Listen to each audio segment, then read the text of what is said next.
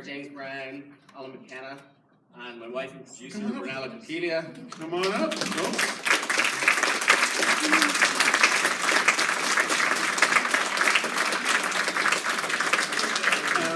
I'd like to talk to you about where the origin of this came from. We've got a very tricky protagonist, putting him in like kind of through his paces, and then it just kind of flips, and it flips on itself several times. Can you talk about your inspiration for this? Weirdly enough, actually, the initial idea came from Into Eternity. It was like a Finnish doc about what they were going to do with their nuclear waste. So they were going to bury it like about a mile underground, and then it was going to be radioactive though and really dangerous for 100,000 years. So they're trying to figure out ways that they could warn people not to go there in 100,000 years' time, when people might not even speak English or we don't know what they'll be doing. So we were kind of thinking about like a guardian type spirit that could guard a forest or wood or something. And at the same time, in Ireland, there was after the recession hit, like the government was talking about selling the forestry board to China to pay back the IMF, and there was a lot of that kind of thing going on in the background. So from a kind of environmental perspective, they built a pipe as well in Ireland. Like Shell came and kind of took over the whole town and brought in private security, and the city kind of destroyed the ecosystem in the bay. And all that was sort of going on, and everyone seemed to be kind of ignoring it. So it was sort of in the ether, a little bit like Fox with the housing. And how did you find your cast? What were you looking for here? I was looking for perfection. Yeah, I mean, Eric's a really tricky character, obviously, because he's a bit of a dick, but you have to like him. You have to kind of feel sympathy towards him, but he's not particularly nice to people. But he's lost, and you know, a lot of movies, it's a hero's journey, and they're always kind of overcoming adversity. And me and Garrett are quite interested in characters that are actually quite lost and never know what they want to do, which is like most people. Yeah. I think people can relate a little bit more to that, and that's probably why this character kind of works. Yeah, I mean, that journey is much more fascinating than having kind of a bright and shining hero. Yeah. I think a little bit like The Turn of the Screw, where like a character who's already kind of fractured allows the supernatural to kind of enter that crack in their psyche. Can you talk about fractured psyche? What did you do to channel that?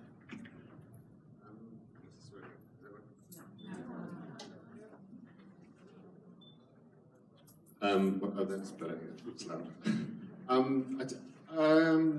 I think it was just what was really interesting. What you just touched on is that it didn't start from a happy place and descend. It started from a pretty unhappy place and just got worse. So it was, in a way, there was less of an arc, but hopefully there was a subtle arc, and that's what was fascinating to play for me. And I think it was just that lostness that I think even if he was at home and not in isolation, I think he was slowly disconnecting with the world around him. So it was an acceleration where he went, but it was generally I think he'd have fallen if he'd have stayed in Dublin as well. So.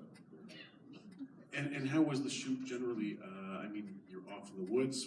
What did this director do to kind of get you in the mood? Shot a lot of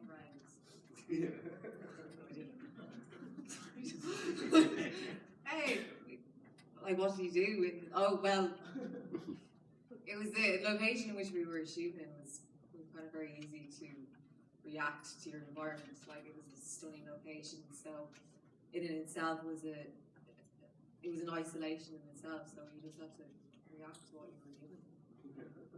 And You hired perfection. Do you have any questions for the audience? Can't see too well up there. Oh yes, there we go. Yeah. How long was that shoot? How long was the shoot for? 21 days. 21 days. So it's pretty tight. It was pretty low budget and pretty tight. So it was. Although we took the weekends off, in like 3 weeks every day. Can you talk about the just kind of like the kaleidoscopic strobe effects that you use? Can you talk about how you kind of manufacture that? Well, there's this kind of dendritic fractal pattern, which we kind of use throughout as a theme, because fractals sort of exist everywhere, particularly with in the winter, the way trees are bare, and human nervous system and rivers and lightning. So that was always part of the kind of design to begin with, and then I also wanted to have that feeling of things like disconnecting, bending, to allow the audience, I suppose, to understand how Eric was feeling without trying to do a kind of POV. This is what the trip's like, because that's kind of impossible, because it's just so subjective. So that was sort of zooming and tracking at the same time, with then a little bit of post sort of stretching, but without stretching where the actor was. That kind of weird effect.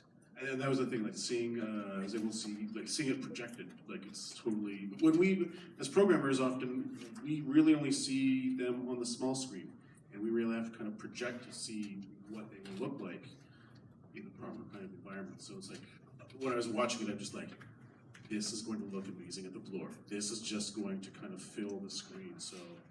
Yeah, it's one of those, it was sort of designed to be a cinematic experience. So like even sound design. So obviously, if you don't have loads of money, you can do great things with sound, I think, to kind of make it more immersive, you know? Yeah. We have, The sound here is great. yes, there in the back. Actually, I did want to hear about the soundtrack, because it sounded like music as well as noises, but I wasn't sure. So, should like to know about the sound design, about the kind of the marriage of the music and the noises. Yeah, so the music was, it was two composers I worked with before on Foxes actually, and when we started, I sent the script when we were going to shoot. They started actually doing sketches with, sort of tracks that weren't perfect, but we were kind of getting into the vibe. We're kind of inspired by Ghost Box music, sort of 70s stuff, not too 70s. We didn't want to be too obviously, trying to do a 70s movie, even though actually the kind of aesthetic and the kind of approach was 70s. And the sound designer is another guy entirely, so he started working on stuff, this thing ASMR, do you ever hear that? There's like clicking of tongue and mouth and stuff like that. And so I was listening to some of that, because it's pretty crazy. And sound designer started doing that for the trees, just sort of give the impression they were communicating with each other. And I think he worked really well with the musician's score, which was obviously all in loads of tracks, to try and kind of build it up and have a nice tapestry of sound to it. Do we have another question here? We're in the front row. Just curious, was the location seen before the script was written? Was the location seen before the script was written? In Garrett's head, yeah, but in reality, no. It was really hard to find. Like you think of forest, yeah, fine, but it has to have a very specific look. You have to be able to not see out of it, and it also had to have a sort of sensation like it was a cage, in a way. So no, it wasn't. Was there much How much scouting was there to A find? lot. It was pretty much me and my brother and my dad. I saw a lot of bars. Even on Flickr as well, it's going through like people's tourist photos and stuff of bars. Because obviously they can be quite far away from where you're going to go. We ended up shooting in a national park. We got permission, which is amazing.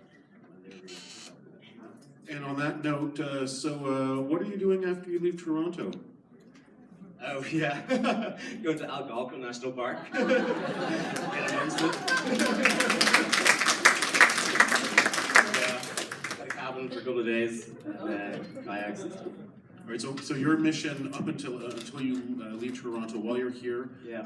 go to an art bookstore and Yeah. buy a book on the Group of Seven.